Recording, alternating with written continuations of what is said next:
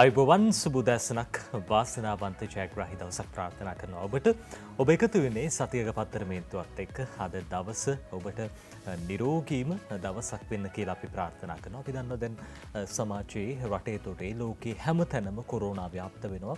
දැඩි බලපෑම් ඉල්ල කරලා තියෙනවා. කොරෝනාව ව්‍යාප්ත වීම අඩු වෙච්ච රටවල් වලට දැන් ආයි නැවතත් නැගිටීමක් පිළිබඳව තොරතුරු වාර්තා වෙනවා. මේ සියල්ලත් එක්ක තමයි අපිට කාලය ගත කරන්න වෙලා තියෙන්නේ. ඒ අතරදී සමාජ දුරස්ථභාවය, මුවාවරණ පැළඳීම මේ කියන මූලික සෞඛ්‍ය මාර්ගෝපදේශයන්ට යටත් ඔබ තවදුරටත් කටයුතු කළ යුතු වෙනවා. දැන් ඊයේ දවසේදී දැනගන්න ලැබුණු කාරණාව ඒ තමයි දැන් 21 වෙනිදා වෙනකන් නිරෝධායන ඇඳිරි නීතිය දීර්ඝ කරලා තියෙනවා. තවත් දින ගණනාවක් ඔබට නිරෝධායන ඇඳිරි නීති කාල සීමාවකට යටත් වෙලා කටයුතු කරන්න ඕන. හැබැයි අත්‍යවශ්‍ය සේවා ඔබේ රැකී ආරක්ෂා මේ කටයුතු සිද්ධ කරමින් පරිස්සමින් මේ කාලය ගත කරන තමයි අපිට සිද්ධ වෙන කියන කාරණාව මතක් කරනවා. අද දවසේ ජාතික පුවත්පත් බොහෝමයක් තොරතුරු වාර්තා කරනවා.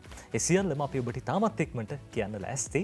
මාත් එක්ක ඉන්න සමීර. සුබ දැසනක් සමීර. සුබ දැසනක් නජිත්. සුබ දැසනක් අපි බලාගෙන ඉන්න හැමෝටම ප්‍රාර්ථනා කරනවා.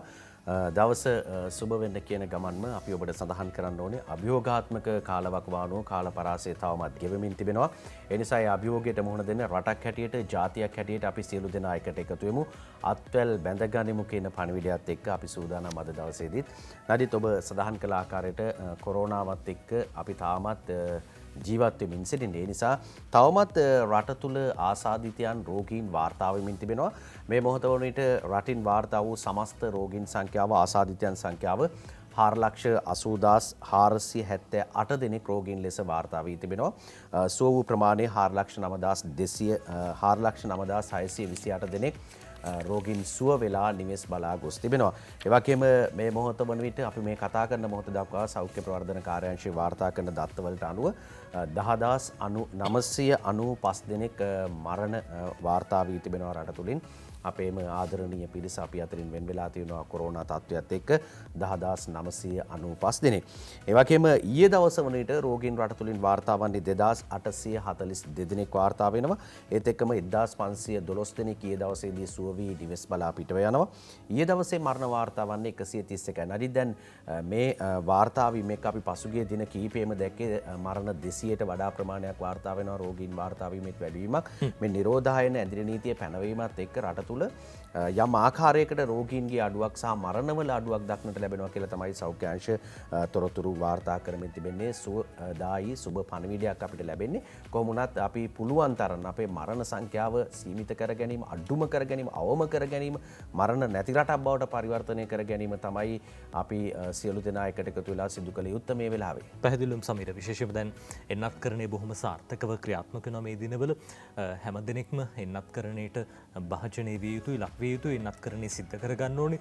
අවුරුදු දැන් මේ වෙනකොට 20ත් 30ත් අතර සීමාවේ පසුවන බොහෝ දෙනෙක්ට එන්නත්කරණය සිද්ධ කළ තියෙනවා. හැබැයි ජාතික පුවත්පත් කියන විදිහට කොළඹ නාගරික බල ප්‍රදේශයේ මේ එන්නත්කරණය ටිකක් අඩු තත්වයක් තියෙනවා. වයස අවුරුදු 20ත් 30ත් අතර පිරිස ඇතැම් විට අර හොඳම එන්නතක් එනකම් බලන් ඉන්නවනේ. හැබැයි එහෙම නෙවෙයි. තියෙන එන්නත ඉක්මනටම ලබා ගන්න එක තමයි වටින්නේ. දැන් ලෝකයේම එන්නත් 3 වෙනි මාත්‍රාව 4 වෙනි මාත්‍රාවට අවධානය යොමු කරලා තියෙන අතරදී අපි දැක්කේ ඊශ්‍රායලයේ 4 වෙනි මාත්‍රාවකට ගිහින් තියෙනවා. ඔය අතරේ ලෝකයේම කෝටි 22කට වැඩි පිරිසක් කොරෝනා ආසාදිතයන් ඉන්නවා. 22 කෝටි 46 ලක්ෂ 7,278ක් ලෝකයේම කොරෝනා ආසාදිතයන්. සුව වෙච්ච පිරිස 20 කෝටි 11 ලක්ෂ 34,768ක්.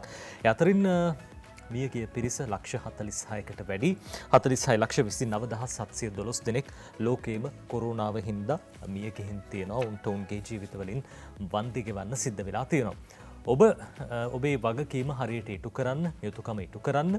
ඔබටම තීරණය කරගන්න පුළුවන් ඔබ කොයි ගොඩටද වැටෙන්නේ. මේ යන පිරිසටද, නැත්නම් සුවය ලබන පිරිසටද, නැත්නම් දීර්ඝකාලීනව ඒ ආසාදිත බව තවදුරටත් තියාගන්නවද කියන කාරණාව ඔබ නැවත නැවතත් සිහිපත් කරන්න ඕන දෙයක්. ඔය අතරේ අපි අද දවසේ ජාතික පුවත්පත්වල තොරතුරු බලන්න සූදානම් වෙන්නේ. අද ලංකාදීපයේ ප්‍රධාන සිරස්තලයට පසෙකින් වාර්තා කරන කාරණාව ඊයේ දවසේ කොවිඩ් මර්ධන කමිටුවේදී ගත්ත තීරණය තව සතියක් රට වහයි කියලා අද ලංකාදීපයේ කියනවා. මේ විදිහට සුජිත් හේවාචූලි කියලා ලියන්නේ අරින්නේ 21 වෙනිදා උදේ 4ට කොරුණා පැතිරීම පාලනය සඳහා රට පුරා පනවනු ලැබ ඇති නිරෝධායන ඇඳිරි නීතිය තවත් සතියක කාලයකට දීර්ඝ කිරීමට ජනාධිපතිවරයා තීරණය කළ බව COVID-19 පැතිරීම වැළැක්වීමේ ජාතික ක්‍රියාන්විත මධ්‍යස්ථානයේ ප්‍රධානී යුද හමුදාපති ජෙනරාල් ශවේන්ද්‍ර සිල්වා මහත්තයා කිව්වා කියලා අද ලංකාදීපය ওই විදිහට සඳහන් කරන වැඩි දුරටත් තොරතුරු මේ විදිහට සටහන් වෙන ලංකාදීප පුවත්පතේ මේ අනුව නිරෝධායන ඇඳිරි නීතිය අවසන් වන්නේ 21 වෙනිදා. ඒ කියන්නේ ලබන අඟහරුවාදා, මේ එන අඟහරුවාදා නෙවෙයි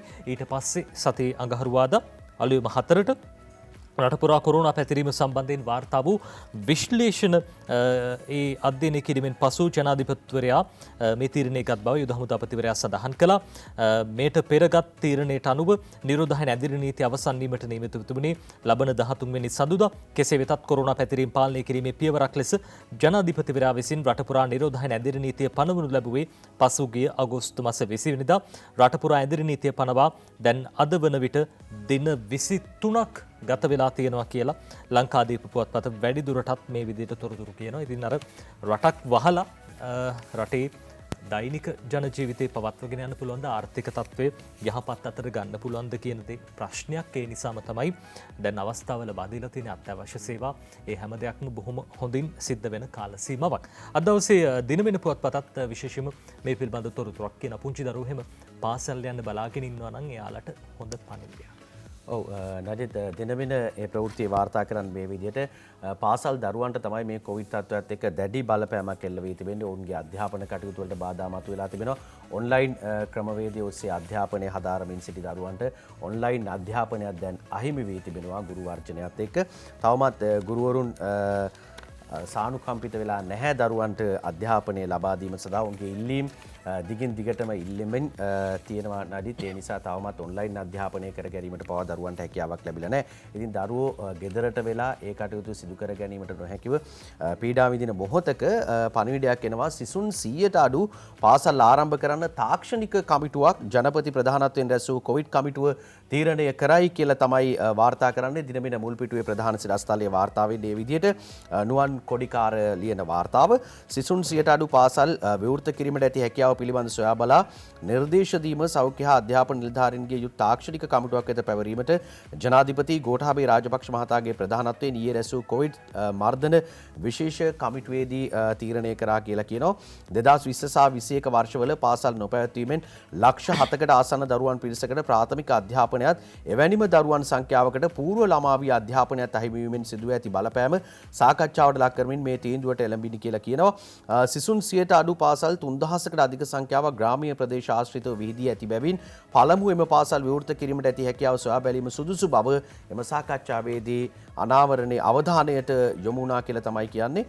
ළමුන් 100කට වඩා අඩුවෙන් ඉන්න පාසල් මුලින්ම ආරම්භ කරන්න මීට පෙරත් නජිත් පළමු වටේදී පාසල් ආරම්භ කිරීමේදී මේ සාකච්ඡාව මේ විදිහටම ආවා. උත්සාහ කරමින් ඉන්න ආණ්ඩුව රජයක් හැටියට දැඩි උත්සාහයක ඉන්නවා පාසල් විවෘත කළ ළමයින්ට යලි අධ්‍යාපන රටාවට යොමු කරලා උන්ගේ මානසික මට්ටම ඉහළ දැමීම සඳහා. කෙසේ නමුත් අපි දැක්ක අර පන්ති කාමරයේ තියෙන නාම ලේඛනය අනුව ළමුන්ගේ නම් පිළිවෙලට අරගෙන කඩින් කඩ පාසල් පවත්වමින් දින 3ක් එක කණ්ඩායමකට ඊළඟ දින 2ක් තව කණ්ඩායමකට මේ විදිහට පවත්වීමේ උත්සාහයක් තිබුණා. දැන් මුලින්ම තීරණය කළා තිබුණා ළමයින් 100ට අඩු පාසල්වල දරුවන්ට මුලින්ම අධ්‍යාපන හැදෑරීමට යම් අවස්ථාවක් දෙන්න පුළුවන්ද කියලා. සහ සමීර මේ විශේෂයෙන්ම එන්නත්කරණයේ සාර්ථකව සිද්ධ වෙනවා. දැන් අවුරුදු 20 පිරිසට එන්නත්කරණය සිද්ධ කළයින් පස්සේ පාසල් දරුවන්ටත් එන්නත්කරණය ලබා දෙන්නට නියමිත වෙලා තියෙනවා. අද දවසේ ඩේලි නිවුස් පුවත්පතත් කියනවා පාසල් ආරම්භය පිළිබඳව පුවත. President directs officials schools reopening to be expedited යනුවෙන් තමයි මේ ප්‍රධාන සිරස්තලේ වාර්තා කරන්නේ. Technical committee to give recommendations මේ තාක්ෂණික කමිටුවෙන් අදාළ නිර්දේශ ලබා දෙනවා. විශේෂයෙන්ම කුඩා පාසල් smaller schools to be open first. විශේෂයෙන්ම මේ පුංචි පාසල් නැත්නම් පාසල් දරුවෝ 100ට අඩු ප්‍රමාණයක් ඉන්න පාසල් ඉක්මනින්ම ආරම්භ කරන්න මුලින්ම ආරම්භ කරන්න සූදානම් කියන කාරණාවත් සටහන් වෙනවා. ඔය අතරදී quarantine curfew until 4 am on September 21st මේ සැප්තැම්බර් 21 වෙනිදා අලුයම 4 වෙනකන් විශේෂයෙන්ම මේ නිරෝධායන ඇඳිරි නීති කාල සීමාව තවදුරටත් දීර්ඝ කළා කියලා අද ඩේලි නිවුස් පුවත්පත ඔය විදිහට සඳහන් කරනවා. මේ සියල්ල පිළිබඳව විශේෂයෙන්ම කතා බහ සිද්ධ වුණේ ඊයේ දවසේ පැවැත්වෙච්ච කොවිඩ් මර්ධන කාර්යසාධක බලකායේ කමිටු රැස්වීමේදී ජනාධිපතිතුමන් ඒ වගේම අමාත්‍යවරුන් ඒ වගේම සෞඛ්‍යාංශවල බොහෝ පිරිසක් මීට එකතු වෙලා හිටියා. අපිට පුළුවන් බලන්න මේ හමුවේදී ගත්ත තවත් තීරණ මොනවද කියලා. ජනාධිපති ගෝඨාභය රාජපක්ෂ මැතිතුමාගේ ප්‍රධානත්වයෙන් කොවිඩ් මර්ධන විශේෂ කමිටු රැස්වීම පැවැත්වුණේ වීඩියෝ තාක්ෂණය ඔස්සේ. එන්නත් කරන වැඩපිළිවෙලේ ප්‍රගතිය සහ ඉදිරි ක්‍රියාමාර්ග පිළිබඳව මෙහිදී අවධානය යොමු කෙරුණා. ස්පුට්නික් V එන්නතේ දෙවන මාත්‍රාව ලබා දීමට අවශ්‍ය එන්නත් 1,20,000ක ප්‍රමාණය ඉදිරි සතිය තුළදී ලැබීමට නියමිත බව මෙහිදී ප්‍රකාශ වී තිබෙනවා. ජංගම එන්නත් කරන වැඩසටහන අඛණ්ඩව ක්‍රියාත්මක කරමින් එන්නත් කරන වැඩපිළිවෙලට එක්විය නොහැකි අයට කඩිනමින් එන්නත් ලබා දීමට ක්‍රියා කරන ලෙසයි ජනාධිපතිතුමා මෙහිදී අවධාරණය කළේ. සිය අස්වනු දෛනිකව වෙළඳපොළට නිකුත් කිරීමට නොහැකි වීම හේතුවෙන් ගොවීන් දැඩි දුෂ්කරතාවන්ට පත්ව සිටිනවා. ඒ අනුව සියලු ආර්ථික මධ්‍යස්ථාන අඛණ්ඩව විවෘත කර තැබීමටයි තීරණය කෙරුණේ. මෙම වසරේ සහ පසුගිය වසරේ පාසල් නොපැවැත්වීමෙන් ලක්ෂ 7කට ආසන්න දරුවන් පිරිසකට ප්‍රාථමික අධ්‍යාපනයත් එවැනිම දරුවන් පිරිසකට పూర్ව ළමාවිය අධ්‍යාපනයත් අහිමි වීමෙන් සිදුව ඇති බලපෑමද සාකච්ඡාවට ලක් කෙරුණා. ඒ අනුව සිසුන් 100 දෙනෙකුට වඩා අඩු පාසල් පළමුව විවෘත කිරීම සඳහා ඇති හැකියාව පිළිබඳ සොයා බලා කඩිනමේ නිර්දේශයක් ලබා දීම සඳහා සෞඛ්‍ය හා අධ්‍යාපන බලධාරීන්ගෙන් සමන්විත තාක්ෂණික කමිටුවක්ද පත් කෙරුණා. නජිතේ අපි දැක්කේ කොවිඩ් මර්ධන විශේෂ කමිටුවේදී ගත තීන්දුව තීරණ කීපයක් පිළිබඳව වාර්තා වීම. අපි ඒත් එක්කම යනවා දිනමින වාර්තා කරන ප්‍රධාන සිරස්තල ඊළඟට වාර්තා කරන්නේ බැසිල් රාජපක්ෂ මුදල් අමාත්‍යවරයා කියන කතාවක්. සංවේදීකම දුර්වලකමක් නොවේයි කියලා තමයි මුදල් අමාත්‍යවරයා සඳහන් කරන්නේ. සංවේදීකම යනු දුර්වලකමක් නොවන බව මුදල් අමාත්‍ය බැසිල් රාජපක්ෂ මහතා රාජ්‍ය මාධ්‍ය ප්‍රධානීන් ඊයේ හමු අවස්ථාවේදී ප්‍රකාශ කරලා තියෙනවා. බැසිල් රාජපක්ෂ මහතා මේ කතාව කියන්නේ ආණ්ඩුව නිකුත් කරන ඇතැම් චක්‍රලේඛ පසු වෙනස් කිරීමට තීරණය කරනුවේ සංවේදී බව නිසා මිස දුර්වලකම නිසා නොවන බවත් රාජපක්ෂ මහතා පෙන්වා දුන්නේ. එයින් පෙනී යන්නේ ජනපති අගමැති අමාත්‍යවරුන් ප්‍රමුඛ ආණ්ඩුව ජනතාවගේ ප්‍රශ්නවලට සංවේදී වන ආකාරය බවත් අමාත්‍යවරයා ප්‍රකාශ කළේ. රට වැසිය යුතු නැතැයි යන මතයේ මුල සිටම සිටි නමුත් මහා සංඝරත්නයේ වෛද්‍ය විශේෂඥ නැතුළු පිරිසකගෙන් ඉදිරිපත් වූ ඉල්ලීම සලකා බලා රට වැසීමට තීරණය කළෙත් එකී සංවේදීකම නිසාම බවත් අමාත්‍යවරයා පැවසිය. කෙසේ වෙතත් රට වැසීම කොවිඩ් පාලනයට පහසුවක් වූ බව පෙන්වා දුන් අමාත්‍යවරයා කොවිඩ් ආසාදිතයන් මෙන්ම මරණ සංඛ්‍යාව පහත වැටීමටත් එම තීන්දුව හේතු වූ බවත් ප්‍රකාශ කර තිබෙනවා. ආණ්ඩුවේ සංවේදී බව දුර්වලකමක් ලෙස සලකා විරුද්ධ පාක්ෂිකයන් චෝදනා නගන නමුත් වත්මන් ආණ්ඩුව එසේ දුර්වල ආණ්ඩුවක් නොවන බවත් අමාත්‍යවරයා වැඩි දුරටත් සඳහන් කළා කියලා තමයි වාර්තාවේ සඳහන් වන්නේ. මේ කාරණේ එලෙස වාර්තා වෙද්දී අපි තවත් සිරස්තලයක් දෙසට අවධානය යොමු කරනවා. මේ ගැසට් පත්‍ර යලි හරවනවා මේ විපක්ෂයෙන් නගන චෝදනාවට තමයි මුදල් අමාත්‍යවරයා මේ ආකාරයට පිළිතුරු ලබා දෙන්නේ. නරිත් ඒ එක්කම අපි යනවා දැන් අපි දැක්ක පාර්ලිමේන්තුවේ මන්ත්‍රීවරු ගණනාවකට කොවිඩ් ආසාදනය වී තිබෙන ආකාරයට තොරතුරු පසුගිය කාලවකවානුවේ වාර්තා වෙනවා. ඒ වගේම අපේ රටේ කලාකරුවන්, වෛද්‍යවරුන්, ඒ වගේම වෘත්තිකයන් මේ කීප දෙනෙකුටම කොවිඩ් නිසා තමන්ගේ ජීවිතය පවා අහිමි වීමේ අවස්ථාවන් අපි දැක්කා. කොහොම වුණත් මේ මොහොතේට පාර්ලිමේන්තු මන්ත්‍රී ඒ වගේම අමාත්‍ය චමල් රාජපක්ෂ මහතාටත් කොවිඩ් ආසාදනය වූ බවට තොරතුරු අනාවරණය කර තිබෙනවා දිනමින පුවත්පතේ. වාරිමාර්ග අමාත්‍ය, රාජ්‍ය ආරක්ෂක, ආපදා කළමනාකරණ සහ ස්වදේශ කටයුතු රාජ්‍ය අමාත්‍ය චමල් රාජපක්ෂ මහතාටද කොරෝනා වෛරසය ආසාදනය වී ඇතැයි සෞඛ්‍ය අංශ පවසනවා. ඔහු කොළඹ පෞද්ගලික රෝහලට ඇතුළත් කර තිබෙනවා කියලා තමයි තොරතුරු අනාවරණය කර තිබෙන්නේ. මුල් පිටුවේ දිනමින වාර්තා කර තිබෙනවා නදිත් මේ කාරණය පිළිබඳව. චමල් රාජපක්ෂ අමාත්‍යවරයාටත් කොවිඩ් ආසාදනය වූ බවට. ඔය අතරේ ලංකාදීපේ කියනවා සන්ෆ්ලවර් නායක නීල්ටත් කොරෝනා කියලා. අද දවසේ ලංකාදීපේ ප්‍රධාන පිටුවේ වාර්තා කරන පුවතක් සන්ෆ්ලවර් නායක නීල්ටත් කොරෝනා. සන්ෆ්ලවර් සංගීත කණ්ඩායමේ නායක ගායන හා වාදන ශිල්පී නීල් වර්ණකුළු සූරිය මහතාටද COVID-19 වෛරසය ආසාදනය වී ඇති බවට වාර්තා වෙනවා. ඔහු මේ වන විට රෝහල්ගතව ප්‍රතිකාර ලබන බවයි අද දවසේ ලංකාදීප පුවත්පත වැඩි දුරටත් තොරතුරු කියමින් ওই විදිහට සඳහන් කරන්නේ. ඒ අතරේ සමීර අර දැන් සමාජයේ බොහෝ දෙනෙක්ට අපි දැක්කා සෞඛ්‍ය මාර්ගෝපදේශ වලට යටත් වෙලා කටයුතු කරන්න කියලා රාජ්‍ය සෞඛ්‍ය අංශ දැනුම් දීලා තිබ්බා. මේ දැනුම්වත් කිරීම සමාජයේ පතුලටම ගිහිල්ලා තියෙනවා. දැන් අද ඩේලි මිරර් ඔවුන්ගේ ප්‍රධාන ඡායාරූපයකින් මේ බව තහවුරු කරනවා.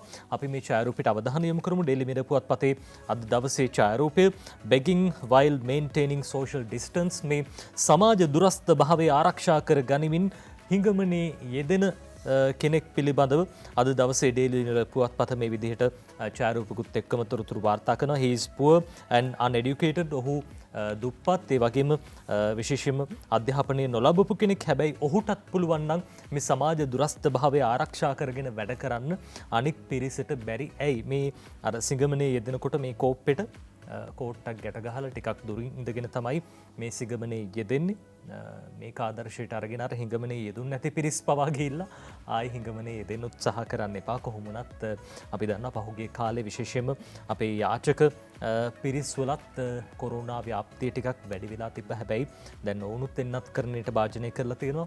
ඒ කටයුතු සිද්ධ කරලා තියෙනවා. කෙසේ වෙතත් අද දවසේ සංවේදී විදිහට ඩේලි මිරර් පුවත්පත මේ ඡායාරූපයත් ඒ තොරතුරුත් වාර්තා කරනවා. අපි යනවා ඊළඟට දැන් ප්‍රභේද ගණනාව පිළිබඳව කොවිඩ් තත්ත්වයත් එක්ක තොරතුරු වාර්තා වුණා රට තුල නජිත්. අපිට දැන් ඇල්ෆා ප්‍රභේදයේ වගේම ඩෙල්ටා, මේ ඩෙල්ටා නිසා තමයි දැඩි බලපෑමක් රටට ඇති වී තිබෙන්නේ. ඩෙල්ටා ආසාදිත වූ කොවිඩ් ආසාදිතයන් ප්‍රමාණය වැඩි වී තිබෙන බවට තමයි තොරතුරු අනාවරණය වන්නේ. ඒ නිසා පරිස්සම තියාගන්න, පරිස්සම් වෙන්න, පුළුවන් තරම් Tamanගේ ගෙදර පිරිස ආරක්ෂා කරගන්න, අසල්වැසි ආරක්ෂා කරගන්න, Tamanගේ ආදරණීයන් ආරක්ෂා කරගන්න. ඔබ කාර්යාලයට පැමිණෙනවා නම් කාර්යාලයේ ඉඳලා නිවසට ගියාට පස්සේ නිවැරදි සෞඛ්‍ය ක්‍රමවේදයන් සියල්ල අනුගමනය කරන්න. මාකට් එකට යන්න පුළුවන්. නිරෝධායන ඇදිරි නීතිය තිබුණත් ඔබට අත්‍යවශ්‍යම රාජකාරී සඳහා යාමට අවස්ථාව ලබා දීලා තිබෙනවා. එක්කෙනෙකුට කඩේකට ගිහිල්ලා සමහරක් විට බඩු අරගෙන එනවා ගෙදරට අවශ්‍ය ප්‍රමාණයට. ඒ නිසා තවමත් සූදානම් වෙලා ඉන්නවා බොරුවට විවිධ ව්‍යාජ ලේඛන පෙන්වමින් කාර්යාලයට ගෙන්නලා නැතත් ඔවුන් පාරට ඇවිල්ලා විවිධ කටයුතු වල නිරත වන ආකාරය නදිත් අපිට තාමත් තොරතුරු වාර්තා වෙනවා. දුම්බොන පිරිසේ තවමත් ඒ අවම කරලා නැහැ. දුම්බොන ප්‍රමාණය වැඩි වෙලා තියෙනවා. ඒගොල්ලෝ එකට එකතු වෙලා කණ්ඩායම් හැටියට මත්පැන් පාවිච්චි කිරීම මේ සියල්ලත් එක්ක තමයි මේ කොරෝනා ආසාදිත බව රට තුල වැඩි වෙමින් තිබෙන්නේ. දැන් අර මේ සමීර මත්පැන් පානය කරන එක නම් ටිකක් අඩු වෙලා බාර් වහලා තියෙන්නේ. ඔය බ්ලැක් මාකට් එකේ සමහර වෙලාවට වැඩි මිලට මත්පැන් අලෙවි වෙන අවස්ථා අපි දකිනවා. එහෙමවත් පානය කරන්න උත්සාහ කරන්න එපා. ප්‍රතිශක්තිය ආරක්ෂා කරගන්න, මත්පැන් වලින් වැළකීලා ඉන්න කියන කාරණාව මතක් කරනවා. ඒ අතර තුම් වැටි නම් ඕන තරම් ගන්න තියෙනවා, කඩෙහිම ඇරලා තියෙනවා. ඔව් දැන් පහුගිය කාලේ නිරෝධායන ඇදිරි නීතිය ආවට පස්සේ නඩිත් දුම් වැටිත් ඉතාමත්ම ශීඝ්‍ර මිලකට වැඩියෙන් තමයි අලෙවුනේ. දැන් මේ පාර නම් එහෙම නැහැ. ඒ නිසා පරිස්සම් වෙන්න. කොහොම වුණත් මොන තත්ත්වයේ මත වුණත් ඔබේ පරිස්සම තමයි ඉතාම වැදගත් වන්නේ. මේ ආචාර්ය චන්දිම ජීවන්දර මහත්මයා කියන කතාවක් ආසාදිතයන්ගෙන් 95.8%ටම ඩෙල්ටා කියලා තමයි ඔහු සඳහන් කරන්නේ. මෙරටින් දැනට වාර්තා වන කොවිඩ් ආසාදිතයන්ගෙන් 95.8%කට වැළඳී ඇත්තේ ඩෙල්ටා ප්‍රභේදයේ බව ශ්‍රී ජයවර්ධනපුර විශ්වවිද්‍යාලයේ ආසාත්මිකතා ප්‍රතිශක්ති විද්‍යා හා ශෛල ජෛව විද්‍යායතනයේ අධ්‍යක්ෂ ආචාර්ය චන්දිම ජීවන්දර මහතා සඳහන් කර තිබෙනවා.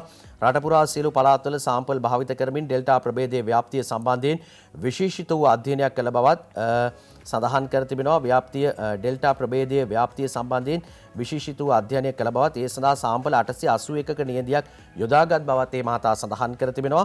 සාම්පල් 881න් 618ක් ප්‍රභේදය හඳුනා ගැනීමේ පරීක්ෂණයට යොදාගත් බවත්, මේ පරීක්ෂණය සම්බන්ධ වාර්තාවත් සෞඛ්‍ය අමාත්‍යාංශ ලේකම් හා සෞඛ්‍ය සේවා අධ්‍යක්ෂ ජෙනරාල්වරයා වෙත බාර දීලා තියෙනවා.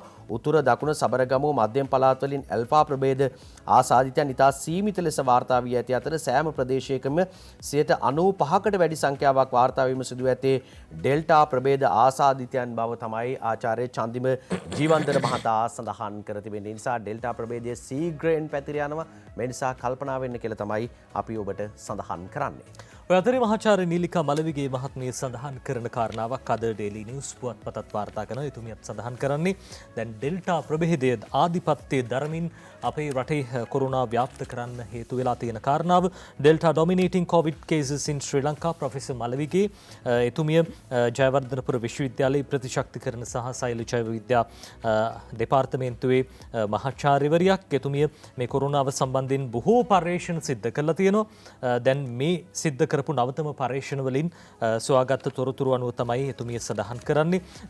අපි දැක්කා ජීවන්දර මහත්තයත් කියනවා 95.8ක ප්‍රතිශතයක් මේ වෙනකොට කොරෝනා සිදුවීම් වලින් ඩෙල්ටා ප්‍රතිශතය තමයි 95.8ක් වාර්තා වෙන්නේ කියලා මහාචාර්ය නීලිකා මලවිගේ මහත්මියත් ඒ පුවත සනාථ කරනවා. අද ඩේලි නිවුස් පුවත්පත ওই විදිහට කියන්නේ. ඔව් නජිත් දිනමින කියනවා නිලිකා මලවිගේ මහත්මිය සඳහන් කරන තවත් කාරණයක් දැන් අපිට සාමාන්‍ය රෝගයක් බවට පරිවර්තනය වෙයි කියලා තමයි කියන්නේ කොවිඩ් තත්ත්වය.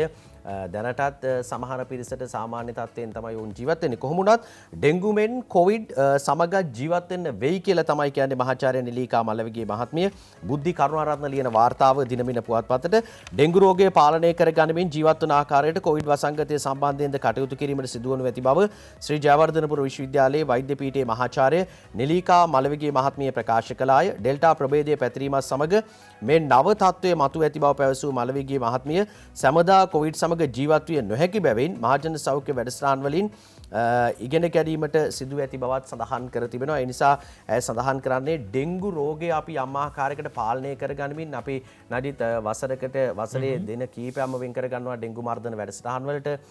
වැස්සක් වැස්සහම ඊට පස්සේ කාලෙදී අපි අනිවාර්යෙන් ඊට පස්සේ තමයි අපිට මතක් වෙන්නේ ටක් ගාලා ඩෙන්ගු වලට මොකක් හරි කරන්න ඕනි කියලා නගර සභාව ඒ වගේම ප්‍රාදේශීය සෞඛ්‍ය කාර්යාල මේ සියලු දෙනා එකට එකතු වෙලා ඩෙන්ගු මර්ධන වැඩසටහන් ක්‍රියාත්මක කරනවා. මාධ්‍ය ආයතනත් සම්බන්ධ කරගන්නවා. මේ තත්වයට බොහෝ දුරට කොවිඩ් තත්වයක් පත් වෙයි කියලා තමයි කියන්නේ. ඉතින් මේ තත්වයට එනකන් හරි අපි කොහොම හරි පරිස්සම් වෙන්නට ඕනේ. මොකද මේ දැන් තියෙන තත්වය ටිකක් භයානක තත්වයක් ඇති වෙලා තියෙන නිසා සීග්‍රෙන් පැතිර යමින් තිබෙනවා. තවමත් අපිට ඒක පාලනය කර ගැනීමට යම් ආකාරයකට සෞඛ්‍යාංශ රජය දැඩි උත්සාහයක් ගන්නවා. එන්නත් කරන ක්‍රියාවලිය කඩිනම් කරගනිමින් එන්නත් කරන්නේ වේගවත් කරගනිමින් මේ සියල්ල සිදුවෙන අතරවාරයේ තමයි මේ නිලිකා මහත්මිය මේ කතාව කියලා තියෙන්නේ කොවිඩ් ඩෙන්ගු තත්වයට පත් වෙයි කියලා ඉදිරියේදී.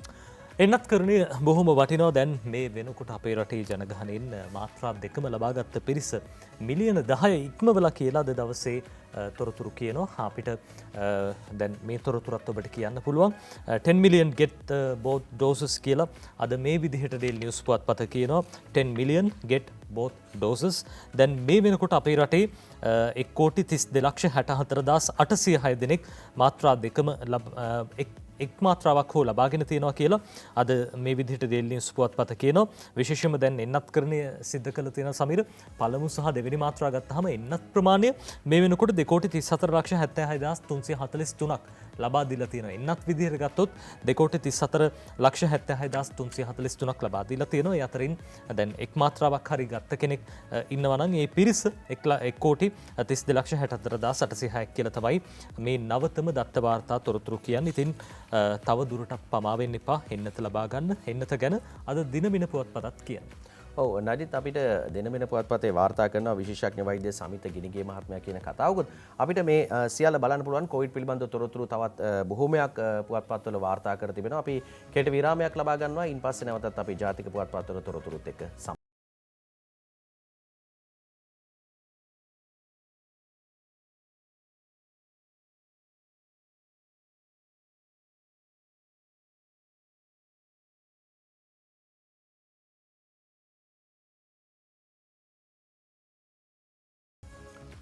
ඔබ සතියක පත්තරමේන්තුව සමගයි රැඳෙන්නේ. අපි ජාතික පුවත් වාර්තා කර තිබෙන තොරතුරුත් එක්ක කතා බහ කරමින් සිටියේ. නඩිත් කොවිඩ් පිළිබඳ තොරතුරු වාර්තා වෙන අතරවාරයේදී රටේ අසරණ වූ මිනිසුන් පිළිබඳවත් අපි කතා බහ කරනවා. මනුෂ්‍යත්වයේ සත්කාරය ස්වාධීන රූපවාහිනී මාධ්‍ය ජාලය ක්‍රියාත්මක කරන අපේ සභාපතිතුමාගේ කාර්යාලයට ලැබෙන ලිපි අතරේ මේ ලිපි දිහා බැලුවාම බොහොමයක් නඩිත් Tamanගේ අසරණ බව, Tamanට නැතිබැරිකම මේ සියල්ලම පිළිබඳ තොරතුරු වාර්තා කරලා එවලා තියෙනවා. ඒ අතරින් අද දවසේදීත් අපිට සභාපතිතුමාගේ කාර්යාලයෙන් ලැබෙන ලිපියක් මේ සභාපතිතුමා ලියලා එවලා තියෙනවා. මෙත්මි තෙනීෂා නම්බර 28 YMC සුනාමි නිවාස සමන්පුර චීන වරායේ ඉඳලා තමයි මේ තොරතුරු එවන්නේ අපිට ලියලා එවන්නේ. මේ පිළිබඳව ඇය ඉල්ලීමක් කරනවා නිවසක් හදාගන්න උපකාරයක් කරන්න කියලා තමයි කියන්නේ. එක්දරු මවක් Tamanගේ ස්වාමි පුරුෂයාට හරියාකාර රැකියාවක් නැහැ, ස්ථිර රැකියාවක් නැහැ. මේ දිනවල කොහොමත්ම ජීවත් වෙන්න අපහසුතාවයෙන් ඉන්නේ කියලා ඇය සඳහන් කරනවා. ඉඩම් කෑල්ලක් තියෙනවලු. මේ ඉඩම් කැබැල්ලේ පුංචි නිවසක් හදාගන්න පුළුවන් නම් උපකාරයක් කරන්න කියලා තමයි ඇය ඉල්ලීමක් කරලා තියෙන්නේ. ඒ නිසා මේ අපේ වැඩසටහන බලන මනුෂ්‍යත්වයේ සත්කාරයත් එක්ක අත්වැල් බැඳගෙන ඉන්න ඔබට පුළුවන්කම තිබෙනවා. පුංචි හෝ උදව්වක් මේ පවුලට කරන්න පුළුවන්කමක් තියෙනවා නම් සම්බන්ධ කරගන්න. මේ අපේ තිරේ දිස්වන ලිපිනයට ඔබට යොමු කරන්න පුළුවන් යමක් ඔබ සඳහන් කරනවා නම් ඇගේ දුරකථන අංකය අපිට එවලා නැහැ. ඒ නිසා ඇගේ ලිපිනය තමයි අපිට යොමු කරලා තිබෙන්නේ. ඒ නිසා මේ ලිපිනයෙන් සම්බන්ධ වෙන්න පුළුවන්කම ඔබට තියෙනවා. ඒ නිසා පුළුවන්කමක් තියෙනවා නම් පුංචි දරුවෙක් එක්ක ජීවත් වෙන පවුලට වෙනසක් නැහැ. ඉඩම් කැලලා තියෙනවා. ඒ නිසා මේකට සහනාධාරයක් කරන්න ආධාරයක් කරන්න ඔබට පුළුවන්කම තියෙනවා නම් මනුෂ්‍යත්වයේ දෑත් දිගු කරන්න කියලා අපි ඔබට ආරාධනා කර සිටිනවා. අපි විරාමයට යන කලින් ඔබට සඳහන් කළේ දැන් අපේ රටේ එන්නත් කරණයේ ප්‍රගතිය පිළිබඳව දැන් ඉස්සරහටත් තවත් එන්නත් මාත්‍රා තොග පිටින් ලැබෙන්න නියමිතයි කියලා අද ලංකාදීපය කියනවා. අද ලංකාදීපය වාර්තා කරන කාරණාවක් ප්‍රධාන පිටුවේ ස්පුට්නික් 1,20,000ක් ලබන සතියේ එනවලු දෙවෙනි මාත්‍රාවේ මදිපාඩුවට දෙයි කියලා. දැන් ස්පුට්නික් එන්නත ලබාගත් බොහෝ පිරිසක් දෙවන මාත්‍රාව අපේක්ෂාවෙන් හිටිය. ඒ අයගේ දෙවන මාත්‍රාව සම්පූර්ණ කරන්න මදිපාඩුවට මේ දේවල් මේ ස්පුට්නික් එන්නත් 1,20,000 පාවිච්චි කරනවා කියලා අද ලංකාදීපය කියනවා. සුජිත් හේවාචුලිගේ මේ ගැන ලියන්නේ. ඇතැම් ප්‍රදේශවල ජනතාවට දෙවැනි මාත්‍රාව ලබා දීම සඳහා අවශ්‍ය වී ඇති ස්පුට්නික් එන්නත් ප්‍රමාණය සපුරාලීම සඳහා එමෙන්නත් මාත්‍රා 1,20,000ක තොගයක් ලබන සතියේදී මෙරටට ලැබෙන බව රාජ්‍ය ඖෂධ සංස්ථාවේ සභාපති විශේෂඥ වෛද්‍ය ප්‍රසන්න ගුණසේන මහත්මයා සඳහන් කළා. ඔහු මෙසේ ප්‍රකාශ කළේ ජනාධිපති ගෝඨාභය රාජපක්ෂ මහත්මයාගේ ප්‍රධානත්වයෙන් ඊයේ දවසේ පැවැත්වෙච්ච කොවිඩ් මර්ධන ජනාධිපති කාර්යසාධක බලකාර ඇසීමේදී එන්නත් කරන වැඩපිළිවෙලේ ප්‍රගතිය සහ ඉදිරි ක්‍රියාමාර්ග සම්බන්ධයෙන් මෙහිදී දීර්ඝ වශයෙන් සාකච්ඡා කළා. වයස අවුරුදු 60ට වැඩි අය විශේෂයෙන්ම කොවිඩ් ආසාදන වෙලා මියගිය පිරිසෙන් වැඩි ප්‍රතිශතයක් අවුරුදු 60ට වැඩි අය. එයිනුත් වැඩි දෙනෙකු එක් එන්නත් මාත්‍රාවක් හෝ ලබා නොගත් අය බවත් සෞඛ්‍ය අංශ ප්‍රධානීහු පෙන්වලා දුන්නා. වයස අවුරුදු 60ට වැඩි සහ විවිධ රෝගාබාධ වලට ලක්ව සිටින පිරිසට එන්නත් ලබා දීමේ ජංගම එන්නත් කරන වැඩසටහන අකණ්ඩව ක්‍රියාත්මකයි ජනාධිපතිවරයා උපදෙස් දුන්නා. මේ වැඩසටහන තව දුරටත් ක්‍රියාත්මක කරන්න කියලා. ඒ අතරදී දැන් මේ ලංකාදීපයේ එක පෙළට වාර්තා කරන ප්‍රවෘත්ති අතරදී සඳහන් වෙන තවත් පුවතක් තමයි රෝහල් වලට ඔක්සිජන් ඉල්ලුම අඩු වෙලා කියන කාරණාව. අද ලංකාදීපයේ මේ ගැනත් කියන රෝහල් වලට ඔක්සිජන් ඉල්ලුම අඩු වෙලා කියන කතාව රංජන් කස්තුරි මේ ගැන ලියන්නේ. රෝහල් වල ප්‍රතිකාර ලබන රෝගීන්ට අවශ්‍ය කරන ඔක්සිජන් ප්‍රමාණය සති කිහිපයකට උඩදී පැවති තත්වයට වඩා අඩු වී ඇතැයි සෞඛ්‍ය අමාත්‍ය කෙහෙලි රාබුක්කැල මහත්තයා සඳහන් කරලා තියෙනවා. රෝහල් වල ප්‍රතිකාර ලැබූ කොවිඩ් රෝගීන්ට දිනකට ඔක්සිජන් ටොන් 140ක ප්‍රමාණයක් අවශ්‍ය වෙලා තිබ්බා. නමුත් මේ වන විට අවශ්‍ය ඔක්සිජන් ප්‍රමාණය සැලකිය යුතු ලෙස අඩු වෙලා තියෙනවා කියලා අමාත්‍යතුමා සඳහන් කරනවා. ඒක බොහොම සුබදායි තත්ත්වයක් අපි දැක්කා. දැන් ඉන්දියාවෙනුත් අපි ඔක්සිජන් ගෙන්නුවා. අපේ රටේ ශක්ති නෞකාව ගිහිල්ලත් ඉන්දියාවෙන් ඔක්සිජන් අරගෙන ආවා. ඉන්දියාවේ ශක්ති නෞකාවන් මේ පාවිච්චි කරලා අපි අපේ රටට ඔක්සිජන් අරගෙන ආවා. දැන් මේ ප්‍රමාණය ඉල්ලුම අඩු වෙලා තියෙන කාරණාව අද ලංකාදීපයේ ওই විදිහට වාර්තා කරනවා. ඒ අතරේ සමීර දැන් මේ එන්නත් කරණයට අපි දැක්කා කොළඹ ප්‍රදේශෙත් ටිකක් මැලිකමක් දක්වනා. ඒ විතරක් නෙවෙයි සමහර අය එන්නත් කරණයට කැමති නැත්නම් කටුවට බය කියලාත් කියනවා.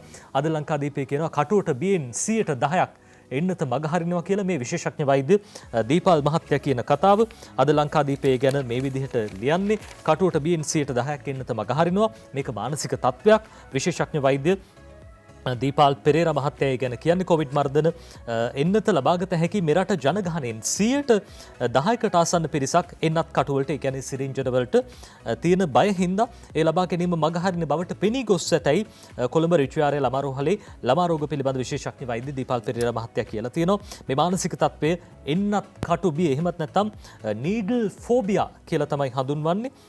එන්නත් ලබා ගැනීමේදී අධික වේදනාකාරී තත්ත්වයක් ඇති වේ යයි මේ පිරිස අස්ථාන බියකින් පසු වන බවත් එන්නතක් ලබා ගැනීම කිසිසේත්ම වේදනාකාරී අත්දැකීමක් නොවන බවත් විශේෂඥ වෛද්‍යවරයා වැඩි දුරටත් ප්‍රකාශ කළා කියලා සඳහන් කරනවා. ඒ වගේම එන්නත් කටුවලට බිය වී එන්නත ලබා ගැනීම මගහරින පිරිස අතර වයස අවුරුදු 60ට වැඩි කොරෝනා අධ්‍යවදානම් සහිත අයද සිටින බවට ඔහු ප්‍රකාශ කරලා තියෙනවා. ඔය එන්නත ගන්න බය වෙන්න ඕනේ නැහැ. ඔය එන්නත ගන්න ගියාම සමීර මේ උපක්‍රමයක් මේ ගොඩක් වෙලාවට පාවිච්චි කරන දෙයක් තමයි එන්නත විදින කෙනත් එක්ක ටිකක් කතා කරනවා. එන්නත විදින කෙනත් ඔය ගොඩක් වෙලාවට කතා කරනවා. අපි දැක්ක ඔය දේවතු වෙන ඒ වගේම විහාර මහදේව උද්‍යානයේ මේ තැන්වල යුද හමුදාවෙන් එන්නත් කරන්නේ බොහොම සාර්ථකව සිද්ධ වෙන මේ පිරිස් බොහොම කුළුපගව කතා බහ කරනවා. මේ කතා කරනකොට එන්නත විදලත් ඉවරයි. ඉතින් ඕක ආයි හිතන්න දෙයක් නන් නෙවෙයි. ඔව් නඩි දැන් එන්නත පිළිබඳව කතා බහ කිරීමේදී එන්නතට සමහරක් කට්ටිය බයයි වගේම සමහරක් දෙනෙක් ඉන්නවා නඩි දැන් මේ අර ඔබ මුලින් සඳහන් කළා වගේම මේ එන්නත්වල වර්ගීකරණය අනුව කොයි එන්නතද අපි ලබා ගන්නේ මේ එන්නතට වඩා මේ එන්නත හොඳයි මේ එන්නතෙන් අතුරු ආබාධ තියෙන්න පුළුවන් මේ Taman හදාගන්න දේවල් එක්ක තමයි සමහරක් කට්ටිය මේ එන්නත ලබා ගන්න. ඊට පස්සේ අපි ගමු ෆයිසර් එන්නත ආවහම ගමු ස්පුට්නික් V එන්නත හොඳයි සයිනෝෆාර්ම් එන්නතට වැඩිය මේක හොඳයි මෙහෙම කතන්දර ටිකක් හින්දා තමයි සමහරක් අය මේ එන්නත ලබා ගැනීම මග ඇරලා කාලය පසු කරමින් ඉන්නවා Tamanට මේ එන්නත ලබා ගන්න පුළුවන් වෙයි කියලා. එහෙම ඉන්න එපා. අද ඒ ගැන පුවතක් තියෙනවා ඩේලි මිරර් පුවත්පතෙත්. ඔව් නඩිත් දිනමිනත් වාර්තා කරනවා මේ කතාව අහලා තියෙනවා සමිත ගිනිගේ විශේෂඥ වෛද්‍යවරයාගෙන් විමසීමක් කළා තියෙනවා දිනමින පුවත්පත. එහිදී ඔහු මේ පිළිබඳව සඳහන් කරලා තිබෙනවා ලබා ගන්න පුළුවන් එන්නත ඉක්මනින්ම Tamanට ලැබෙන අවස්ථාවේදී පළමු අවස්ථාවේම ලබා ගන්න කොයි එන්නතද කියලා බල ඉන්න එපා කියලා. සියලු කොවිඩ් එන්නත් ශ්‍රී ලංකාවට ගෙනාවේ WHO සඵලතාව තහවුරු කළ පසුවයි කියලා තමයි විශේෂඥ වෛද්‍ය සමිත ගිනිගේ මහත්මයා සඳහන් කරන්නේ. කොවිඩ් වසංගතයෙන් ආරක්ෂා වීමට මෙරටට ගෙන්වන ලද සියලු එන්නත් ලෝක සෞඛ්‍ය සංවිධානය විසින් නිර්දේශ කරන ලද එන්නත් බවත් ඒවා හොඳ සඵලතාවකින් යුක්ත ඒවා බවත් වසංගත රෝග විද්‍යායකකේ වැඩබලන ප්‍රධානී විශේෂඥ වෛද්‍ය සමිත ගිනිගේ මහතා සඳහන් කරනවා. චීනයේ නිෂ්පාදිත සිනෝෆාර්ම් එන්නත සඵලතාවෙන් අවම මට්ටමක ඇති බවට සමාජ මතයක් ගොඩනැගී ඇති බවට දිනමින කළ විමසීමකට පිළිතුරු දෙමින් විශේෂඥ වෛද්‍යවරයා මේ බව කියනවා. එවැනි සමාජ මතයක් කිසිසේත් ඇතිවීමට ඉඩක් නැති බව පෙන්වා දුන් විශේෂඥ වෛද්‍යවරයා සිනෝෆාර්ම් එන්නත සම්බන්ධයෙන් මෙරටදී කළ පරීක්ෂණවලදී ඉහළ සඵලතාවකින් යුක්ත බවට තහවුරු වෙලා තියෙනවා කියලා තමයි සඳහන් කරන්නේ. ඒ කියන්නේ අදිත් දැන් සයිනෝෆාර්ම් එන්නත ගන්න කිසි ආකාරයකින් බියවීමක් අවශ්‍ය වෙන්නේ නැහැ. ඒ නිසා මේ එන්නත් සියල්ලම WHO අනුමත කරපු ශ්‍රී ලංකාවට ලබා දීපු එන්නත් කියලා තමයි සඳහන් කරන්නේ. අද ඩේලි මිරර් පුවත්පත කියන කතාවක් සමීර අපි ආරම්භයේ පටන් මේ ගැන කිව්වා ඔබට. අද ඩේලි මිරර් මේ විදිහට සිරස්තලයකට යොදමින් යොහාන් පෙරේරා මේ ගැන ලියන්නේ less enthusiasm among Colombo youth for vaccines. මේ කොළඹ මහනගර සභාව CMC එක කියන කතාවක්. මේ කොළඹ ඉන්න තරුණ ජනගහනයෙන් බොහෝ පිරිසක් එන්නත් කරණය සම්බන්ධයෙන් එච්චර උනන්දුවක් දක්වන්නේ නැහැ කියන කාරණාව මේකට හේතු තියෙනවා. around 5000 administered until yesterday.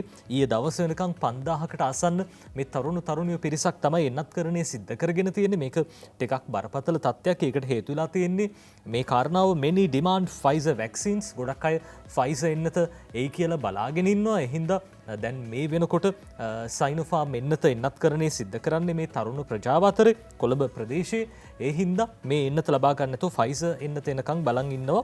හැබැයි ඉතින් මේ Pfizer එන්නත එනකන් බලන් ඉඳලා ඔබට ඔබේ ජීවිතෙන් වන්දි ගෙවන්න සිද්ධ වුණොත් කාට කියන්නද? ඒ හින්දා තමයි අර සෞඛ්‍යාංශ වෛද්‍යාංශ හැම දෙනෙක්ම කියන්නේ එන්නත ලබා ගන්න ලැබෙන පළමු අවස්ථාවේදීම ඔබ එන්නත ලබා ගන්න. ඒක ඔබේ ජීවිතය ආරක්ෂා කරගන්න බොහොම ලොකු වැදගත්කමක් වෙයි කියලා හැම දෙනෙක්ම කියනවා. ඉතින් ඒ හින්දා නොපමාව ගිහිල්ලා එන්නත් කරණය සිද්ධ කරගන්න හොඳ වැක්සින් එනකන් බලන් ඉන්න එපා. හොඳ වැක්සින් කියන්නේ දැන් සමීර බලන්න චීනේ දැන් බොහෝ පිරිසක් එන්නත් කරණය සිද්ධ කරගෙන තියෙන සයිනෝෆාර්ම් එන්නත. චීනේ කොරෝනා තත්ත්වය ගැන ගත්තොත් එහෙම අනෙක් රටවලට සාපේක්ෂව සෑහෙන අඩුයි. කොරෝනාව මර්ධනය බොහොම හොඳින් සිද්ධ වෙන රටක්. ඉතින් චීන ගැන විශ්වාසය තියන්න. ඇමරිකාවේ ෆයිසර් තිබ්බත් මොඩර්නා තිබ්බත් දැන් ඇමරිකාවේ සිද්ධ වෙන මරණ ප්‍රමාණයක් වැඩි වෙලා ආසාදිතය ප්‍රමාණයක් වැඩි වෙලා. ඉතින් ඔබ හිතන්න ෆයිසර් එනකන් ඉන්නවද සයිනෝෆාර්ම් දැන් මේ සුලභව තියෙනවා හැමතැනම ගහගන්න එන්නත් කරණය සිද්ධ කරගන්න. ඒ හින්දා නොපමාව ගිහින් එන්නත් කරණය සිද්ධ කරගන්න. අද ඩේලි මිරර් පුවත්පත ඔය ගැන කියන්න. අපි එන්නත් කරණය පිළිබඳව උදෑසනම කතා කරන්න අදිත් එන්නත් කරණය වේගවත් වෙලා තියෙනවා කියලා රට තුල ජංගම එන්නත් කරණය පවා සිදුවෙමින් තිබෙනවා. ජනාධිපතිවරයා පවා ඊයේ උපදෙස් ලබා දුන්නා ඉක්මන් කරන්න ජංගම එන්නත් කරන ක්‍රියාවලිය නවත්තන්න එපා. ඒක දිගටම කරගෙන යන්න කියලා. දැන් විපක්ෂ පැත්තෙන් හැමදාම චෝදනා එනවා විතරයි. හැබැයි නදිත් අද දවසේ දිනමින වාර්තා කරනවා සමගි ජනබලවේගයේ පාර්ලිමේන්තු මන්ත්‍රීතුමා අපි දකිනවා මේ එන්නත් කරණය වේගවත් වීම ගැන සතුටුයි කියලා තියෙනවා. කවුද කියන්නේ? මේ වනිට එන්නත් කරණය ඉතා වේගවත්ව ක්‍රියාත්මක වීම ගැන සතුටු වන බව තවදුරටත් ඒ සාර්ථක කරගත හැකි තීරණ ගත යුතු බව විපක්ෂ නායක කාර්යාලය පැවති මාධ්‍ය හමුවේදී පාර්ලිමේන්තු මන්ත්‍රී හර්ෂණ රාජකරුණා මහතා සඳහන් කර තිබෙනවා. වෙනත් රටවල මේ වනිට තුන්වෙනි එන්නත් මාත්‍රාවක් දීමට පියවර ගෙන ඇති බව පැවසූ රාජකරුණා මහතා අවුරුදු 60ට වැඩි එන්නත් දෙකම ගෙන ඇති අවුරුදු 60ට වැඩි අයට හැකි ඉක්මනින් තුන්වෙනි එන්නතක් දෙන ලෙසත් ආණ්ඩුවෙන් ඉල්ලා සිටින බවත් ඔහු සඳහන් කරලා තිබෙනවා. ආණ්ඩුවේ නිල්ලීමකුත් කරනවා. ආණ්ඩුවේ වැඩපිළිවෙල හොඳයි කියලාත් කියනවා. එන්නත්කරණය වේගවත් කරලා තියෙනවා කියලාත් හර්ෂණ රාජකරුණා මන්ත්‍රීවරයා සඳහන් කර තිබෙනවා. නජිත්. ඔව් අද දවසේ ඩේලි මිරර් පුවත්පත කියන කතාවකට සමාවෙන් ඩේලි නිවුස් පුවත්පත කියන කතාවකට අපි අවධානය යොමු කරන්නේ. සමීර දැන් අපි දැක්කා දැන් චීනයත් අලුත් එන්නතක් නිෂ්පාදනය කරන්න සූදානමින් ඉන්නවා. දැන් මොඩර්නා ෆයිසර් කියන එන්නත් ටිකක් තාක්ෂණය පාවිච්චි කරලා හදන එන්නත්. මේ තාක්ෂණයට අතිශය සමාන තාක්ෂණයකින් යුතුව චීනය අලුතෙන්ම එන්නතක් නිෂ්පාදනය කරන්න දැන් පටන් අරන්. ඔය අතරේදී මොඩර්නා සමාගමත් කියලා තියෙනවා උන්ගේ එන්නත දැන් ඩිවලොප් කරනවා නැත්නම් වැඩි දියුණු කරනවා කියන කාරණාව. දැන් අපේ රටට වගේ නෙවෙයි ශීත රටවල විවිධ කාලවලට සමීර විවිධ වර්ගයේ උණ රෝගයන් වැළඳෙනවා. අපි කියන සීසනල් ෆ්ලූස් කියලා. මේ දේවල් කුරුළු උණ වෙන්න පුළුවන් නැත්නම් ස්වයින් ෆ්ලූ කියනවා. මේ ඌරු නැත්නම් සූකර උණ මේ හැම දෙයක් ගැනම ලෝකයේ කාලයක් තිස්සේ බොහෝ දෙනෙක්ගේ අවධානය යොමු වෙලා තිබ්බා. ඉතින් මේ හැම ලෙඩකටම පාවිච්චි කරන්න පුළුවන් එන්නතක් නිපදවන්න මොඩර්නා සමාගම දැන් කටයුතු කරමින් ඉන්නවා. මේක කම්බයින්ඩ් වැක්සින් එකක් 2-in-1 මේ උණ රෝගයන් දෙකටම පාවිච්චි කරන්න පුළුවන් ෆ්ලූ සීසනල් ෆ්ලූ නැත්නම් මේ කාලානුරූපීව විවිධ සීසන්ස් වලට එන උන්නට වගේම කොරෝනාවටත් පාවිච්චි කරන්න පුළුවන් එන්නතක් හදනවා කියලා මොඩර්නා සමාගම කියලා තියෙනවා. මේක නම් කරලා තියෙන්නේ mRNA 1073 කියලා. ඉතින් මේක දැන් ඩිවලොප් කරගෙන යනවා නැත්නම් වැඩි දියුණු කරගෙන යනවා කියලා මොඩර්නා සමාගම සඳහන් කළ තියෙනවා. ඉදිරියේදී ඒ අවශ්‍ය එන්නත් ප්‍රමාණ ලබා දෙන්නටත් නියමිතයි කියලා තමයි අද දවසේ ඩේලි නිවුස් පුවත්පත ওই විදිහට කියන්නේ. ඔය අතරේ තමයි පේරාදෙණිය විශ්වවිද්‍යාලයේ කොවිඩ් රෝගීන් හොයාගන්න හදපු යන්ත්‍රය පිළිබඳව තොරතුරු වාර්තා වන්නේ. අපි දිනමින පුවත්පතෙන් මේ තොරතුරු පුටා ගන්නේ. කොවිඩ් රෝගීන් හොයන්න පේරාදෙණිය හැදූ යන්ත්‍රයේ නිවැරදි බව 96%ක් කියලා තමයි කියන්නේ.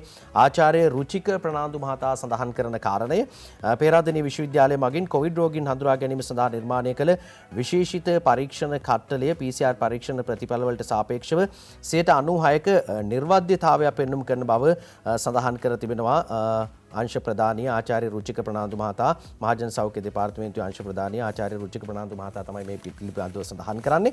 මෙහි ඇති විශේෂත්වය පිළිබඳවත් නඩිත් කියනවා මේ විදිහට කොවිඩ් වෛරසය ආසාදිත නොවුණු පුද්ගලයෙකු ආසාදිතයෙකු බවට කිසිදු අවස්ථාවක වැරදි ප්‍රතිඵල නිකුත් නොවීම යයිද මේ මහතා සඳහන් කර තිබෙනවා. වෛරසය ශරීරගත වීම යම් කාල සීමාවක් ගත වූ පසු වෙනත් අයෙකුට වෛරසය නිකුත් කිරීමට හැකියාවක් නැති පුද්ගලයෙකු ආසාදිතයෙකු ලෙස පෙන්වුම් නොකිරීමද නව නිර්මාණයේ තිබෙන විශේෂත්වයක් බව තමයි ආචාර්ය රුචික ප්‍රනාන්දු මහතා සඳහන් කර තිබෙන්නේ. මේ පේරාදෙණිය විශ්වවිද්‍යාලයේ අලුත් යන්ත්‍රයක් සොයාගෙන තියෙනවා. නිවැරදි බව 96%ක් කියලා තමයි කියන්නේ. ඉතින් ඒ නිසා මේ අපේ දේවල් අපේ කට්ටිය හොයාගන්න දේවල් ඉතාමත්ම සාර්ථක වෙලා තියෙනවා. අපි සුබ පතනවා. අපි ඊළඟ නඩිත් කොරෝනා පිළිබඳව පුවත්පත්වල බොහොමයක් තොරතුරු ඔය විදිහට වාර්තා කරලා තිබුණා. මේ අතරේ තමයි දේශපාලන ලෝකයේ තුනුසුම් ප්‍රවෘත්ති වෙනවා. තවත් කාරණා ගණනාවක් එනවා. ඊළඟට අපිට පුළුවන්කම ලැබෙන්නේ මහ බැංකුව අධිපතිතුමා පිළිබඳව තොරතුරු වාර්තා වෙනවා. පසුගිය මාධ්‍ය සාකච්ඡා කිහිපයකදීම අජිත් නිවාඩ් කබ්‍රාල් මහතාගෙන් උත්වුවා මහ බැංකුවට ආයමත් යන්න අදහසක් තියෙනවද කියලා. හරියට උත්තරයක් ලබා දුන්නේ නැහැ. දැන් මේ වෙනකොට තොරතුරු වාර්තා වෙමින් තිබෙනවා. ඉන්න මහ බැංකුව අධිපතිතුමා ඉල්ලා අස්සුනා කියලා තමයි දාලා තියෙන්නේ. දිනමින පුවත්පතේ මුල් පිටුවේ සිරස්තලයේ වාර්තා කරන්නේ මේ විදිහට. එතුමා විශ්‍රාම ගන්න සූදානම් කියලා තමයි කියන්නේ සමීර. ඔව් අපි බලමු නඩිත් වාර්තා කරනවා මහ බැංකුව අධිපති ඉල්ලා අස්වෙයි කියලා සිරස්තලේ එනවා මේ විදිහට. ජයසිරි මුණසිංහ සමග මහින්ද අලුත්ගෙදර ලියලා තියෙන වාර්තාව. එළඹෙන 14 වෙනි දිනදා ක්‍රියාත්මක වන පරිදි තමා ධූරයෙන් ඉල්ලා අස්වීමට තීරණය කළ බව මහ බැංකුව අධිපති මහාචාර්ය WD ලක්ෂ්මන් මහතා ඊයේ ප්‍රකාශ කළා කියලා තමයි කියන්නේ.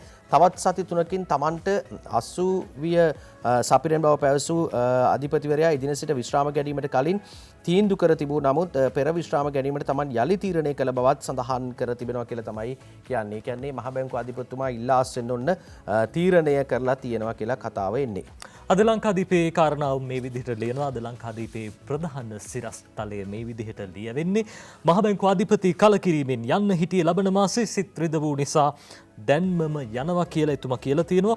ජාත්‍යන්තර අරමුදලේ තනතුරත් ප්‍රතික්ෂේප කළා කියලා වැඩිදුරටත් කියනවා. හර්ෂණ තුෂාර සිල්ලා මේ ගැන ලියන්නේ. ඉක්ුත් සතියක් දින 10ක් අතර කාලයේ සිදු වූ සිත් රිදවීම් හේතුවෙන් ඒ අදාළ කරුණු හින්දා තමන් සැලසුම් කළ දිනට පෙර ශ්‍රී ලංකා මහ බැංකුවේ අධිපති ධුරයෙන් විශ්‍රාම ගන්නා බව දේශපාලන මහාචාර්ය WD ලක්ෂ්මන් මහත්තයා ඊයේ දවසේ ප්‍රකාශ කළා කියලා සඳහන් කරනවා.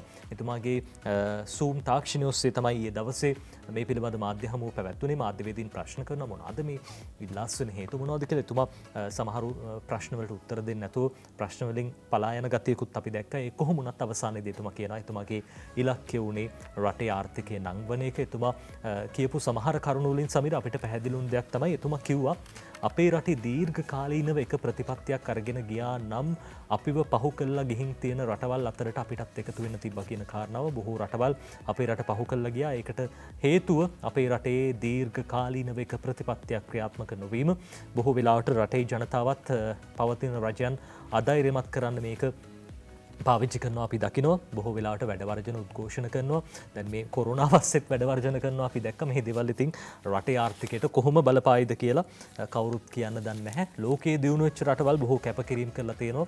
ජනතාව කැපකිරීම කරලා තියෙනවා. හැබැයි අපේ රටේ ජනතාවට එහෙම කැපකිරීම කරන්න පුළුවන්ද කියන කාරණාව සැකයක් කියලා තමයි එතුමා විශේෂයෙන්ම අවධාරණය කළේ. කොහොමුණත් එතුමා දැන් ඉල්ලාස් වෙනවා නැත්නම් විශ්‍රාම යන්න සූදානම් කියලා ඊයේ දවසේ සඳහන් කළා. අලුත් මහ බැංකුව අධිපතිවරයෙක් පත් වෙන්න නියමිතයි. ඒ මහ බැංකුව අධිපතිවරයා අජිත් නිවාඩ් කබ්‍රාල් මහත්තයාද කියලා අපි දන්නේ නැහැ. කොහොමුණත් අජිත් නිවාඩ් කබ්‍රාල් මහත්තයා කිව්ව සමහර විට එහෙම වෙන්නත් පුළුවන් කියලා ඉදිරි සතිවලදී අපිට බලා ගන්න පුළුවන්. ඔව් අපි ඊළඟට යන්නේ නඩිත් අපි දැක්ක අජිත් නිවාඩ් කබ්‍රාල් මහත්මයා දෙපැත්ත කැපෙන උත්තරයක් තමයි ලබා දුන්නේ. වෙන්නත් පුළුවන් නොවෙන්නත් පුළුවන් කියලා කිව්වා. අපි බලාගෙන ඉමු. අපි යනවා ඊළඟට අග්‍රාමාත්‍යවරයා ඉතාලියට ගියා. ඉතාලියට ගිය කාරණේ වාර්තා කරනවා දිනමින පුවත්පත. අගමැති ඉතාලියට ළඟා වෙයි ඡායාරූපයකුත් එක්ක තමයි තොරතුරු වාර්තා කර තිබෙන්නේ.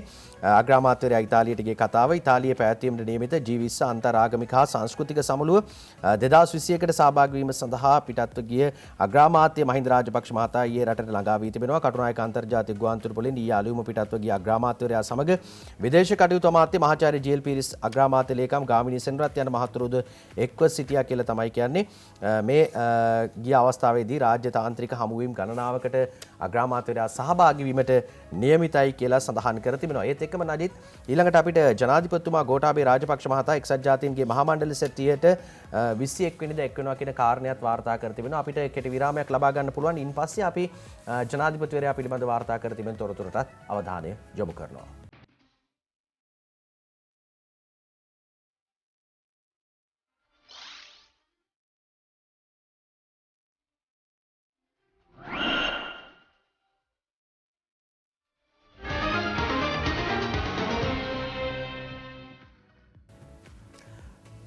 අපි නැවතත් එකතු වෙන්නේ පත්තර සමග සතියක පත්තර මේන්තුවත් එක්ක ජාතික පුවත්පත්වල බොහෝ තොරතුරු වාර්තා කළා තිබේ. අපි අවසානයේට සමීර කිව්වේ දැන් අගමැතිතුමා ඉතාලිය බලා පිටත් වුණා. ජනාධිපතිතුමා එක්සත් ජාතීන්ගේ මහා මණ්ඩල සැසිවාරයට සහභාගී වෙන්න ඇමරිකාවේ නිව්යෝක් නුවර බලා යන්න පිටත් යන්න නියමිත වෙලා තියෙනවා. අද දවසේ ජාතික පුවත්පත්වල මේ ගැන කියනවා. ඔව් නඩිත් අපි මේ පිළිබඳව වාර්තා කරන්න මේ විදිහට දිනමින පුවත්පත කියන කතාව ජනපති ගෝඨාභය එක්සත් ජාතීන්ගේ මහා මණ්ඩල සැසියට 21 වෙනිදා සහභාගී වෙනවා කියලා කියනවා. නිව්යෝර්ක්වේදී ආරම්භ එක්සත් ජාතීන්ගේ 76 වෙනි මහා මණ්ඩල සැසිවාරයට ජනාධිපති ගෝඨාභය රාජපක්ෂ මහතා එළඹෙන 21 වෙනිදා එක් වෙයි. ජනාධිපතිවරයා එක්සත් ජාතීන්ගේ මහා මණ්ඩල සැසිය ආමතන සහ දිවයිනෙන් බැහැරව විදේශ සමුළුවකට සහභාගී වෙන පළමු අවස්ථාව මේ වෙයි කියලා තමයි සඳහන් කරන්නේ. සිය සංචාරය අතරතුරදී ජනාධිපතිවරයා ආර්ථික අධ්‍යාපන කෘෂිකාර්මික ඇතුළු ශේෂ්ත්‍ර කිහිපයක් සම්බන්ධයෙන් රාජ්‍ය නායකයන් කිහිප දෙනෙකු සමග ද්විපාර්ශ්වික සාකච්ඡා පැවැත්වීමට නියමිතව තිබෙනවා කියලා තමයි සඳහන් කර තිබෙන්නේ. මේ සමුළුවට විදේශ අමාත්‍ය මහාචාර්ය ජී.එල්. පීරිස් මහතා, ජනාධිපති ප්‍රධාන උපදේශක ලලිත් වීරතුංග සහ විදේශ ලේකම් අද්මිරාල් මහාචාර්ය ජයනාත් කොළඹගේ යන මහතුරුන්ද ජනාධිපතිවරයා සමග සහභාගී වීමට නියමිතයි කියලා දිනමින පුවත්පත තොරතුරු වාර්තා කර තිබෙනවා.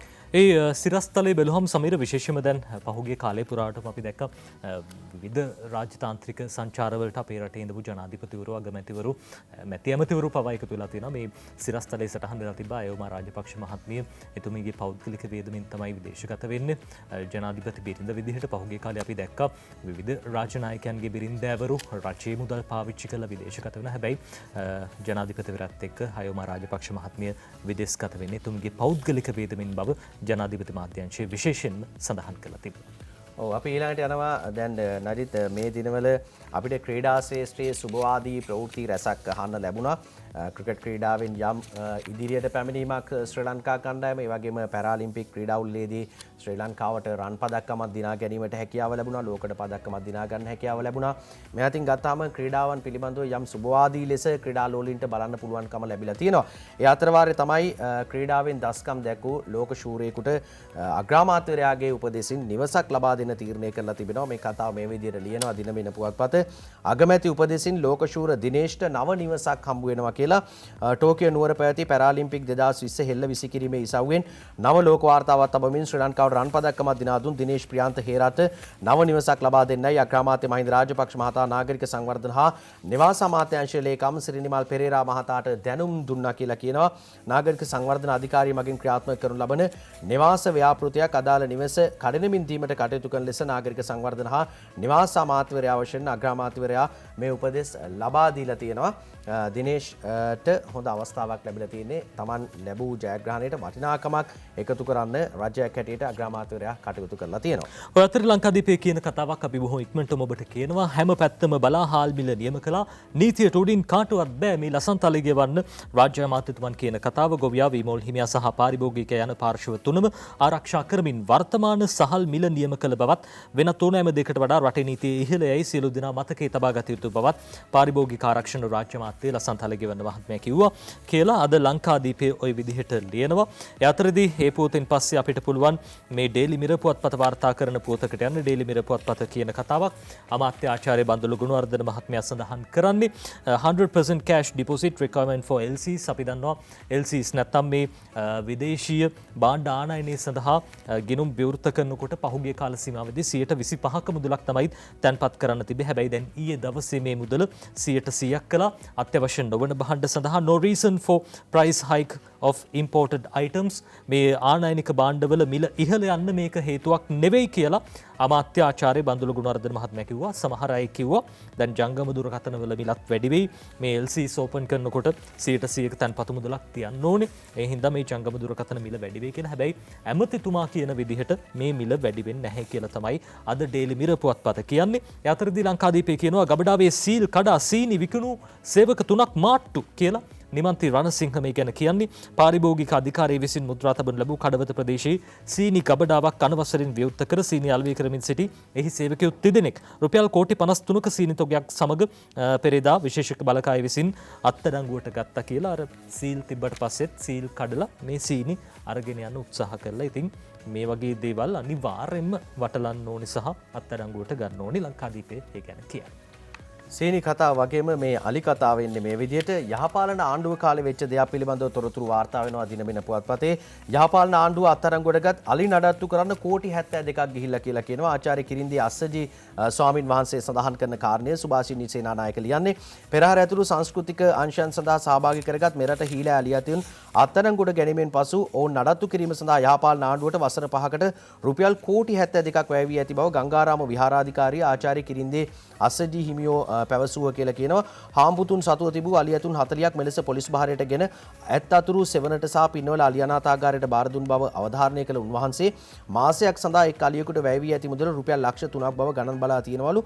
උන්වහන්සේ මේ බව කියන්නේ ඊයේ අත්අඩංගුවට ගනු ලැබූ අලියතුන් 40න් 15 දෙනෙකු නිදහස් කිරීම සම්බන්ධයෙන් ආණ්ඩුවට ප්‍රශංසා කිරීම වෙනුවෙන් පැවති මාධ්‍ය හමුවකට සහභාගී වෙමින් තමයි කිරින්දේ අස්සජී ස්වාමීන් වහන්සේ මේ පිළිබඳව තොරතුරු අනාවරණය කරලා තියෙන්නේ. ඒ අතර ඩේලි මිරර් පුවත්පත කියනවා අපි බොහොම ඉක්මනටම ඔබට කියන්නම් ඉෂිනි වික්‍රමසිංහව ඔබ දන්නවා ඇති. ශාන් වික්‍රමසිංහ මහත්තයාගේ දියණිය. එතුමිය තමයි සත්වෝද්‍යාන දෙපාර්තමේන්තුවේ අධ්‍යක්ෂ ජෙනරාල් තනතුරේ හිටියේ. එතුමිය කියන කතාවක් අද ඩේලි මිරර් ප්‍රධාන සිරස්තලය. I was helpless in protecting elephants. මේ අලි රකින්න මට කාගේවත් උදව්වක් නැති වුණා කියලා ඉෂිනි මහත්මිය කියනවා. 14 elephants were taken away from Pinnawala මේ අධිකරණ තීන්දුවත් එක්කම පින්නවල ඉඳපු අලි 14 දෙනෙක් ඔවුන්ගේ බහරකරුවන් අරගෙන ගිහිල්ලා තිනවා. අලි රකින්න මේ වැඩපිළිවෙලට ලොකු දායකත්වයක් දුන්නා ඉෂිනි. කෙසේ වෙතත් තනතුරෙන් ඉල්ලා අස් වෙලා තියෙනවා කියලා අද ඩේලි මිරර් පුවත්පත ওই විදිහට කියනවා. ඒ අතරදී ලංකාදීපයේ කියන කතාවක් මේ සඳහන් කරන්නේ අපේ ගෞරවනීය ස්වාමින් වහන්සේ ආචාර්ය අස්සජී ස්වාමින් වහන්සේ. උන්වහන්සේ කියනවා පෙරහැරේ යන අලි රැකීම පන්සල්වල කාර්යයක් කැලේ මැරෙන අලි රැකීම NGO වලට පුළුවන් කියලා. පෙරහැර යන අලි ගැන පන්සල් වලින් බලා ගන්නා බැවින් අලි මිනිස් ගැටුම් වලට මැදිව දුක්ඛදායී ලෙස මියන වල් අලි ඇතුන් ගැන බලා ගන්නයි හීල අලි ඇතුන් කිහිප දිනක් පස්සේ දුවන රාජ්‍ය නොවන සංවිධානවලින් ඉල්ලා සිටින බව කොළඹ හුණුපිටිය ගංගාරාමාධිකාරී ආචාර්ය කිරින්දියා සජී ස්වාමින් වහන්සේ ප්‍රකාශ කළා කියලා ලංකාදීපේ කියන අතරේදී අපි සමීර අවසාන ප්‍රවෘත්ති විදිහට තෝරගන්නවත් දවසේ ලංකාදීපේ කියන කතාවක් සෝදායක නිවාඩුවට ලොව රටවල් අතර හොඳම රටවල් 25 අතරට අපේ රටත් ඇවිල්ලා තියෙනවා ට්‍රැවල් ලෙෂර් සංග්‍රහව මේ ගැන කියන්නේ කියලා අද ලංකාදීපේ කියනවා ඒ පොතත් එක්කම අපි බලන්න සූදානම් අද දවසේ කාටුන්